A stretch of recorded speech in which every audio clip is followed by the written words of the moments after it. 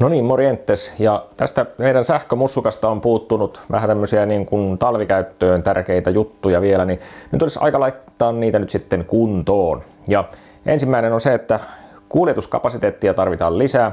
Tässä lähestyy meilläkin taas sellainen hetki, että lähdetään pohjoiseen ja pitää saada lumilautoja ja murtsikkasuksia ja tämmöistä kyytiä. Ja eihän nyt tuonne sisälle millään mahdu, kun meillä on siellä auto jo täynnä väkiä, joka paikka on käytössä. Ja Frankki nyt ei tietenkään mahdu mitään semmoista, eikä takaluukkuunkaan, niin tuonne katollehan niitä pitää saada. Eli tämä tarvii nyt sitten kattotelineet ja sinne saadaan sitten boksia ja tämmöistä. Niin siitä nyt seuraavaksi tässä ja sen jälkeen vähän jotakin muutakin ja näin, mutta aloitetaan tästä. Mä oon tietysti homman aloittanut sillä, että mä oon pessyt tämän mötkäleen tuossa pihalla. Nyt on ollut kyllä niin huonoja kelejä tässä viime aikoina, että hetki mennytkin muutama viikko, että on viimeksi pesty, niin kyllä siinä nyt kuraa jo olikin, mutta kyllä tosiaan tuo pinnoite auttaa mukavasti sitä pesemistä ja siinä kun kinnastelee menemään, niin huomaa sitten kyllä kun saa sen likakalvon siitä pois päältä, niin alkaa luistamaan tuo pesukinnas aika mukavasti siinä. Niin tänne kai sitten johonkin niitä telineitä kiinnitetään. Tässähän nyt ei ole mitään niin kuin varsinaista valmista niin kuin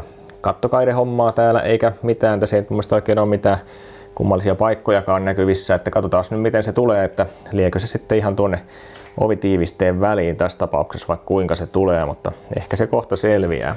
Olikin siinä niinkin, että tässä Mustangissa ei ihan alun alkaen ollut edes niin kuin mahdollisuutta kattotelineitä tonne laittaa, että se hyväksyntä tuli vasta myöhemmin, koska joku artikkeli ainakin tuolla löytyi, kun tätä asiaa tutkiskelin, että siihen oli sitten myöhemmin vasta niin kuin tullut ne sertifioinnit tai mitä nyt sitten onkaan sieltä valmistajalta, että niin kuin joo, saa laittaa ja nyt sitten näitä sarjojakin tietysti nykyään on olemassa, että se onnistuu. Fordilla kai olisi omat, mutta mulla tulee tuo Toolen setti, joka on tietysti tämmöinen perinteinen kattotelinen valmistaja. Täällä ne on vielä paketissa kaikki, eli siinä on noin pitkät paketit, jotka oletettavasti sisältää ne wingbarit, eli ne pitkät osat tosiaan, ja sitten täällä tossa on toi kuvan mukaiset noi päädyt, ja tuolla kai sitten on se, niin kuin se sovitesarja nyt sitten tälle kyseiselle autolle. Ja ei mitään, aletaan purkamaan tuosta. Siitäpä sitten vain, niin katsotaan mitä täältä löytyy. Tosta jo vähän näkee, että minkä näköiset setit sieltä sitten pitäisi niinku rakentua suurin piirtein. No ei noin kyllä kovin tarkasti vastaa, ehkä sinne päin kuitenkin. Ja täällä on, nämähän oli aika isot nämä päätykappaleet näköjänsä. Ja tämä oli sitten tämä setti tällaista niinku matalaa mallia. Eli näillä se kai määrätään, että nämä on sitä matalaa mallia. Ja mä otin sitten täys mustana tämän setin ja mä luulen, että se voisi sopia tuohon auton luukkiin parhaiten, ei tule hopean väristä mitään juttua. Joo, täällä on 4 näitä palikoita, niin se on kai ok. Sitten, jaha, mikrofoni lenti sieltä, sellaista sitten. Niin, tämä kitti sitten, mitenkäs tämä avataan? Vaikka sitten näin, kun ei tässä näköjään ollut mitään hienompaa systeemiä. Okei, täällä on näitä sitten, mikä laitetaan sinne autoa vasten, tämä kumiosa ja tämä on sitten se, millä vedetään sieltä tiukalle ne. Jep, ja katsotaan nyt sitten vielä nämä kanssa.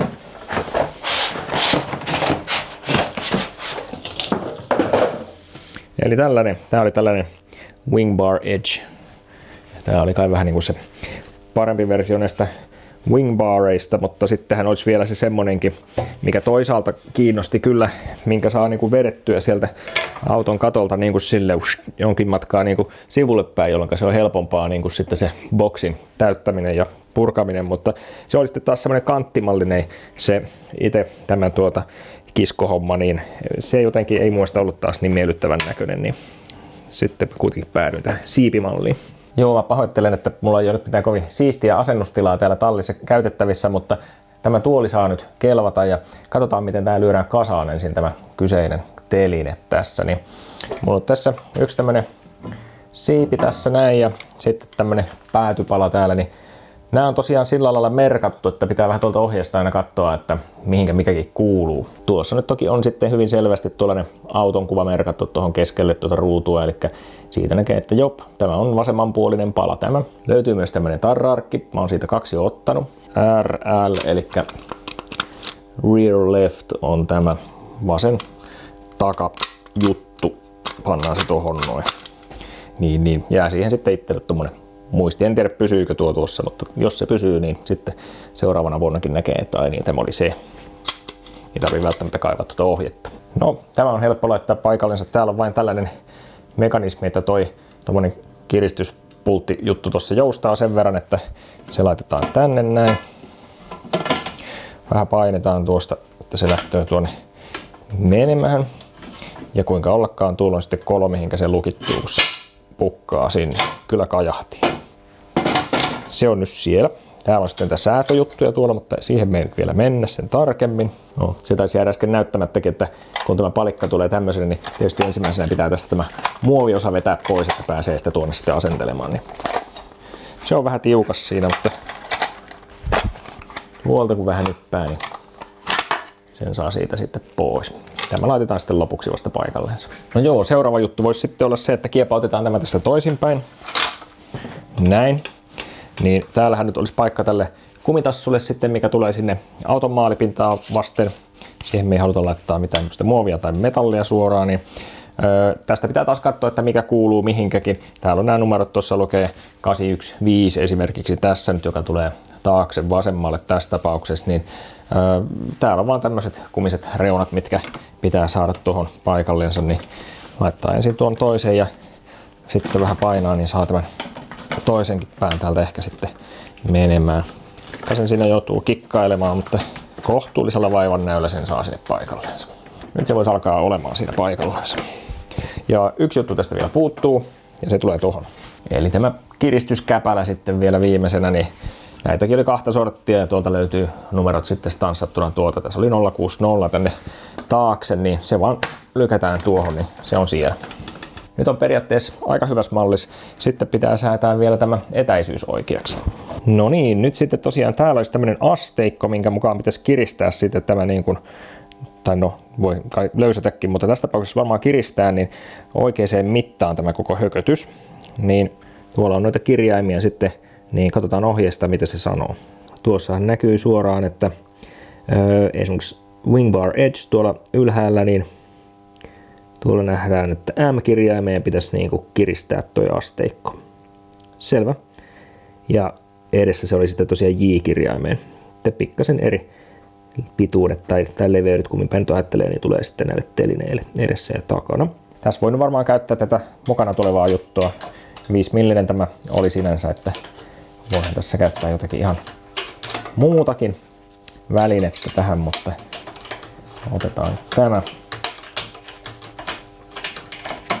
Tätä saa ihan tovin vissiin tässä pyöritellä. Mä nyt otan kuitenkin tuolta tämä eri työkalu, tätä on ehkä helpompi pyörittää.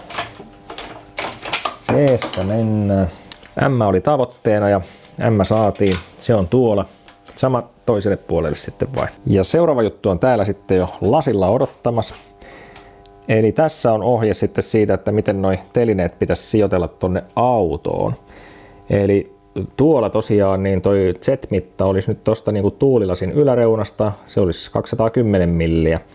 Niin sen mukaan sitten, ja täällä tuli tämmönen paperinen mittanauhakin mukana, ja mä oon sitten laittanut tuohon vähän niinku maalarin teipillä sitten vain tuollaiset molemmin puolin, että tuon takapuolelle pitää sitten tulla telineen. Ja tuosta kun tarkasti katsoo, niin tuohon niinku telineen päätykiinnikkeen etureunaan on se mitta tuossa. Ja sitten taas seuraava mitta mitataan tuolta niinku ton siiven etureunasta ton takatelineen siiven etureunaan.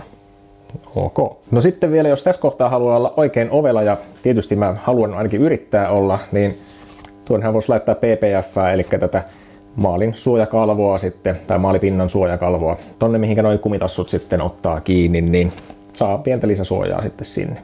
Katsotaan, jos tästä saisi väännettyä semmoista. No niin, tuosta nyt näkyy malliksi, eli tuonne laitoin nyt sitten sitä kalvoa tuonne väliin, niin antaa vähän suojaa sitten tuolle maalipinnalle tuossa, toivottavasti.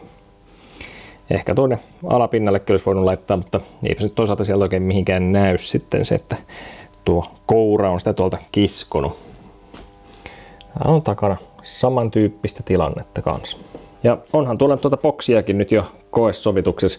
Oikeastaan sen takia, että siellä on kiinteät reijät tuolla pohjassa muutaman sentin välein, niin kun mä laitoin tämän niin kuin ensin suurin piirtein oikeaksi tämän välin, niin sitten mun pitää aavistus hienosäätää sellainen sentin verran piti liikuttaa sen takia, että osuu noihin boksin reikiin sitten noin tuolta ne tapit, koska täällä on ihan perinteisesti tommoset reijät vaan, mistä noi pultit tulee ylös ja siihen sitten kiristellään noi systeemit.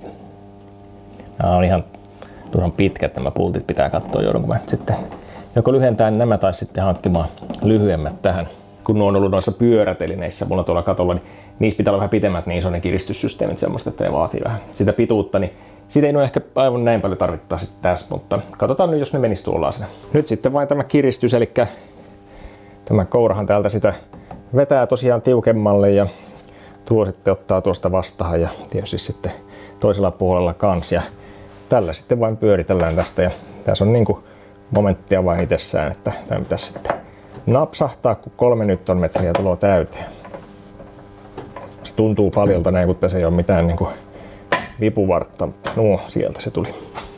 Laitetaan tuosta vielä. No, toiselle puolelle sama juttu. Hyvä. Sitten ne suojat tuohon päälle. Tuosta nyt vähän näkyy tuota luukkia nyt sitten noiden telineiden kanssa. Ja kyllä mä oon sillä lailla tyytyväinen, että tuli otettua nämä mustat ja tämä matala malli. Että tää, oliko se niin, että tämä Wing Bar Edge oli niinku tämä matala ja sitten oliko se Evo vai mikä se oli se toinen sitten, mikä oli vähän korkeampi. Eli siis käytännössä nämä jalat, niin nämä on niinku matalammat. Niin, siellä se on ja mustana se ei tosiaan erotu niin kauheasti tuolta katolta, niin se on mun mielestä aivan jees. Äsken sovittelin sitä boksiakin kyllä tuonne jo paikallensa, mutta ongelmiahan siinä heti tuli. Tuossa näkyy näitä kiinnityspulttia, mitä mulla tuolla oli. Nämä oli siinä pyörätelineessä kiinni nämä. Mä olin nämä ostanut sitä varten, siihen piti olla tämmöistä vähän pitemmät ja nämä tosiaan kyllä tuonne uraan hyvin menee ja sieltä tuli nätisti pihalle, vaikka ovat vähän pitkät, mutta eihän nuo sitten sopinut sinne muttereihin, millä kiinnitetään sitten se boksi, eli siinä on aivan eri kierre. Tästä taisi olla tihiempi, mitä niissä muttereissa oli, niin eipäs onnistunutkaan. Mutta löysin mä lopulta sitten nuo vanhat, mitkä mä oon vähän niin kuin itse kasannut, niin ne on täällä. Nämä nyt on käytännössä hyvin samanmoiset, mitä ne orkiksetkin tai viralliset on, mutta nämä on nyt sillä kierteellä, mikä sopii siihen boksiin. Ainut vaan, että mun piti näitä vähän muokata. Sen takia nämä on täällä maalauksessa ollut sitten, kun mä oon tehnyt nämä niin, että mä oon tehnyt kierteet tonne levyyn ja toi on niin kuin vedetty kierteelle sinne toi pultti, mutta sitten mä olin lisäksi hitsannut sen sitten takapuolelta vielä. Täällä oli sen verran väkevästi nyt hitsikamaa täällä toisella puolella, että mun piti sitten vähän rälläkällä madaltaa sitten noita mun hitsausjälkiä, niin sen jälkeen nämä mahtuu tuonne uraan. Se oli sen verran matalampi se ura näissä uusissa telineissä, että nämä ei sitten mennyt, jos siellä oli kauheasti kamaa. No hei, se on kuulkaa jo seuraava päivä. Taas on tätä autorulettia tässä pyöritelty ees sun taas. Täällä on taas ollut ava-autot ja välillä ja nyt täällä on tämä, mutta en ole siitä teille kuvannut mitään, koska nyt olisi tarkoitus seuraavaksi laittaa tämä tuonne. Mulla ei ole sitä boksia tuolla sen takia, koska en ole vielä laittanut ja sitten mä en ole ihan varma, että kuinka tämä tuosta mahtuu tuosta tallin ovesta sen boksin kanssa. Voi ehkä just mennä, mutta mä ehkä laitan sen tuolla pihalla nyt kuitenkin sitten paikallensa. Mutta raitisilmasuoritin tähän pitäisi vaihtaa. Tää on mulla hetken aikaa tuossa jo odottanut, että koska olisi sopiva hetki heilauttaa tämä tuonne sisälle, niin nyt se voisi olla tässä talvivarustelun yhteydessä, kun tässä on taas pohjoisen reissuakin tulossa, niin laitetaan tämäkin nyt kuntoon, jos se vähän auttaisi tuohon huurtumisongelmaan, mitä näissä Mustangeissa tahtoo olla. Niin tää oli tosiaan Denkermanni. Tämmönen, ei tässä mitään sen ihmeempää. Geprüfte Qualität. Mutta siis sen verran katsoin, että ilmeisesti tuolta apukuskin hanskalokeron takaa se tässäkin löytyy. Eli vähän helpompi ehkä kuin Teslassa, aika samanlainen itse asiassa mitä siinä Opelissa siinä Antarassa oli. No joo, eli täältä apukuskin puolelta tosiaan hanskalokeron on tuohon avannut. Joo, auto on aika likainen täältä sisältä, tiedän, pitäisi putsata. Mutta niin täältä nyt sitten, tuolla on tommonen, mikä tuo on vähän niin kuin tommonen kaasujousityyppinen juttu tuolla, niin nämä pitäisi vetää tästä vain sitten irti. Noin. Ja se on siinä ja sama toiselta puolelta. Ei kun ei täällä toisella puolella ollutkaan vissiin. Se oli taas tuo yksi ja ainutkertainen. Mutta sitten täällä on nämä tämmöiset läpyskät täällä. Tuossa pikkupemarissa oli kans vastaavat tällä hanskalokeron työnä. Vapautamme ne tuolta, niin joku siellä vielä kinnaa.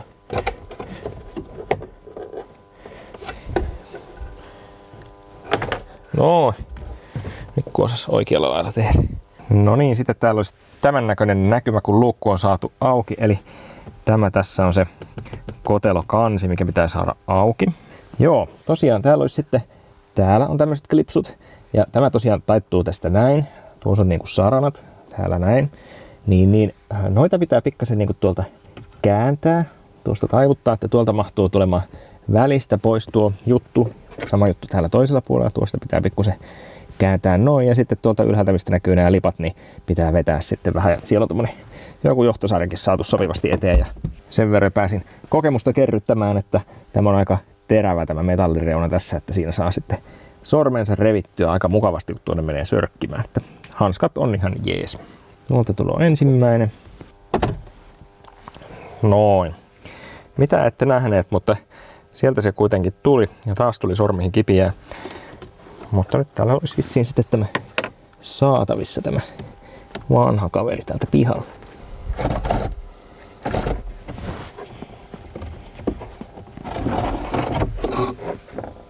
Jep, ja siinähän tuo on. Kyllä täältä nyt vähän jotakin jo töhnääkin löytyy. Ei nyt mitenkään paha. Vähän jotakin tuollaisia siemeniä ja pientä moskaa siellä vain on. Pukataan uusi sinne. Ja koitetaan vielä laittaa samoin päinkin, eli flow olisi niinku alaspäin tuosta. Tuolla vielä sanotaan näköjään, että älä sitten pudota sinne mitään hietaa sinne puhaltimen koteloon. Sitten vain. No. Kylläpä se vain mahtuu tuo boksi juuri tuosta oviaukosta näköjään tulemaan. Jää vielä muutama sentti tilaakin jopa. Eihän tässä ole mitään hätää. Ensin se näytti, ettei mahdu, mutta sopivasti kun se perä alkaa tippumaan täältä nosturilta alas, niin sen verran se sukeltaa, että tuolta se mahtuu. No niin, kiristelin nyt sitten boksin sinne paikallensa ja siellä se möllöttää. Tuohon viereen oli tarkoitus tulla ja ehkä vielä tuleekin semmoset saksimallin kiinnikkeet, mihinkä saisi niinku 2 lumilautaa siihen väliin, eli saisi tähän toiselle puolelle. No en mä kyllä tiedä, onko tästä tilaa 2, mutta ainakin nyt vaikka 1 ja joku sukset sitten niinku tähän sillä lailla, että siinä on semmoista joku kumitiivisteet ja sitten siinä on niinku tämmönen leuka, mikä aukeaa. Saa ne sitten tohon, niin saa pikkasen vielä lisää tilaa. No käytännössä vapautettua tuonne boksiin sitten tilaa, että saa sinne sitten vähän enemmän tavaraa, kun saa jotain tuohon toisellekin puolelle, mutta tänään tuli viesti, että tilausvahvistus OK, eli siitä on nyt sitten kohta, no ei ole ihan 4 viikkoa, melkein 3 viikkoa sitten mä oon ne tilannut ja sitten täällä firmassa, mistä mä ne tilasin, niin no siellä on vissiin ollut jotakin ongelmia. Siellä oli vissiin joku kyberhyökkäyskin, tai näin ainakin ymmärsin siitä saksankielisestä viestistä, mikä mulle tuli jossakin kohtaa. Ja silloin kun ne ostin, niin okei, PayPalin kautta lähti rahat liikkeelle kortilta hyvin, mutta ei ole mitään sitten sen jälkeen kyllä niin tapahtunut. Pari viestiä on laittanut sinne yleiseen sähköpostiosoitteeseen ja ne on tullut bumerangina sieltä mailipalvelimelta takaisin ja nyt kokeilin tuossa sitten viikonloppuna laittaa toiseen osoitteeseen ja se ilmeisesti meni perille, kun ei tullut sitten mitään herjaa sieltä ja nyt sitten tänään tässä tiistaiko nyt on, niin tuli sitten vaan sähköposti, että tilausvahvistus tai mikä nyt olikaan sitten tämmöinen, että nyt se oli vissiin löytynyt se tilaus sitten sieltä jostakin ja on nyt sitten lähdössä liikkeelle, mutta se ei ole lähdössä liikkeelle niin, että mä nyt sitten olisin tässä muutaman päivän päästä lähdössä tällä autolla sitten pohjoiseen niiden kyseisten telineiden kanssa, niin vähän syö miestä, mutta se oli nyt sitten näin vissiin tällä kertaa ja ei ole kyllä myöskään kuulunut mitään, että onko meikäläisen dataa vaarantunut siinä kyberhyökkäyksessä tai saatiko nyt, että olisi suomeksi tullut sieltä niin kuin suomenkielisen branchin kautta jotain siihen liittyen ja eikä myöskään ainakaan vielä mitään pahoitteluja ole tullut siitä, että se on täysin se mun tilaus johonkin kadonnut. Ehkä liittyy tähän kyseiseen asiaan, mutta en tiedä. Mutta joo, no katsotaan nyt sitten. Ehkä sieltä joskus jotain tulee, mutta että tässä, jos ei mitään muuta tule, muuta kuin että osat nyt tulee sieltä, niin siinä ehkä vähän pelisilmää on sitten unohtunut käyttää. Mutta nyt pistetään luukut aukeamaan tästä autosta, eli ihan perinteinen silikonipuikko on nyt sitten weapon of choice tällä kertaa ja laitetaan sitä. Huomasin, että tänne kannattaa tänne etuluukkuunkin laittaa sitä, koska sekin vähän alkaa tahmaamaan muuten, niin avaamme sen tästä näin.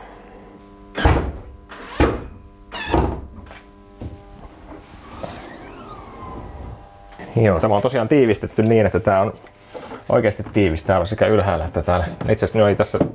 Tää on muovia ja täällä on se tiiviste täällä ylhäällä näköjään.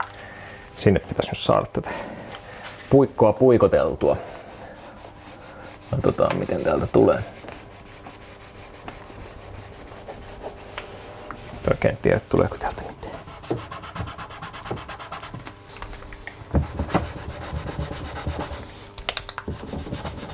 Nyt.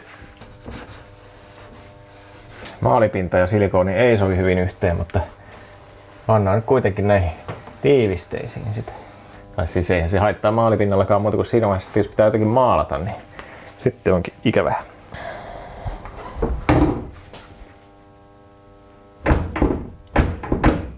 Jaha. Ei se tämä lukko olekaan kunnolla auki. Jaha. Kyllä se tämäkin pitäisi olla auki.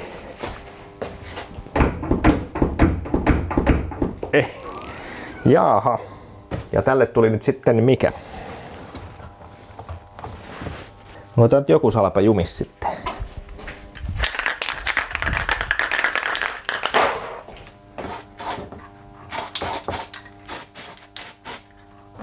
Niin kuin tuo yksi olisi tuosta vähän niin kuin jumittamassa.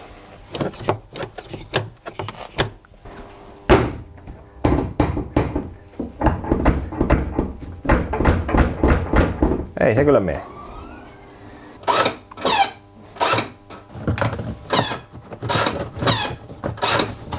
Nyt on vähän kyllä taas jännä. Mä en mun mielestä tehnyt tälle lukolle oikein mitään. Mä sitä koitin rassata ja öljytä ja muuta. Ja sitten nyt mä laitan tätä uudestaan, niin musta nyt tää tuntuu menevän. Joo, ihan normaalisti. Ei siinä lukossa mun mielestä muuttunut yhtään mikään. Avataanpa uudestaan. Ei kyllä muuten mennyt äsken tuolla lailla. Näyttää taas tosi lupaavalta. Päivää. Aukeisiko se manuaalisesti tää? Se sentään toimii. Otin siitä tuollaisen suojamuovin tuosta päältä pois, sen sai vaan vetää siitä, niin näkyy vähän paremmin tuo lukko, mutta ei se niin kovin hyvin näy siltikään. Siellä on monenmoista. Sotkin sinne tosiaan vähän litiumirasvaa jo tuossa, niin sen takia se on tuon näköinen, mutta ei tuosta nyt. Siellä on monenmoista kitaa ja jousta ja muuta tuolla, kun sehän on sellainen niin kuin moninkertainen tuo lukko, että se on niin kuin 3 kertaan napsahtaa, niin kun sen avaa. Mä tuolta vain painelin muutaman kerran hätäavausnappia, niin se sitten aina niin kuin tuosta pyörittelee noita lukkoja pikkusen. No, ruuvarilla koitin vähän kanssa tuolta käännellä. En tiedä, pannahan tuo nyt tuohon takaisin. Oli kyllä hieno, kun tuli oikein näin livenä tähän talteen tämä tilanne. Mä oon tuohon vähän sotkenut, mutta ei mulla ole täällä paperiakaan yhtään. No, sitten annetaan sotkujen olla, mutta koitetaan nyt taas, että mitä se nyt sanoo. Laitetaan se kiinni. Aivan normaalisti kiinni. Aukeisiko se nyt täältä appilta? Tuosta etutavaratila. Nyt kaikki menee niin kuin pitäisikin. Onpas taas veikeetä. Liian hienoja systeemiä. Ennen oli paremmin, kuin ei ollut tällaisia. Paitsi jossakin takamoottoriautoissa. Hei! Taasko?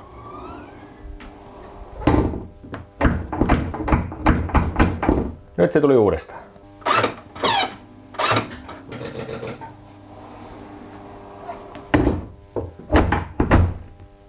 Ja sitten toimii. On siinä jotenkin vähän outoa. Pitääpä nyt vähän tarkkailla tuota.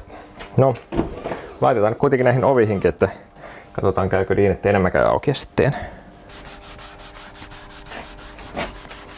Mä sen verran muutin taktiikkaa vielä, kun mä muistin, että mullahan oli tätä Vyrtin kuminhoitoainetta, minkä pitäisi kanssa estää se jäätyminen, niin mä tätä sinne Teslan tiivisteisiin silloin laitoin, niin mä ajattelin, että tää voi olla parempaakin jopa, ja ainakin tää on huomattavasti miellyttävämpää levittää, mitä toi puikko oli, kun sieltä ei meinannut tulla oikein mitään, niin laitoin sitten tätä. Elikkäs nyt on telineet ja boksi katolla. Hyvä, se oli se tärkein. Tiivisteet on nyt sitten voideltu erilaisilla mömmöillä sieltä ja Sitten raitisilmasuodatin on vaihdettu. Sekin oli tarpeellinen juttu, vaikka ei se nyt aivan kauhean paha ollutkaan, mutta kuitenkin oli se ehkä aika vaihtaa. Ja etuluukkukin pysyy aina välillä kiinni ja menee kiinni, välillä ei.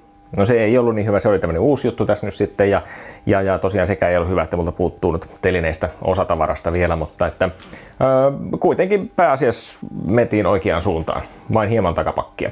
Niin talvi saa nyt mun puolesta tulla. Oikeastaan se olisi pitänyt tulla jo kauan sitten, mutta jos se nyt sieltä kuitenkin tulee, niin nyt ollaan sitten vähän valmiimpia. Elikkä seuraavaan videoon, pysykää komiana, moro!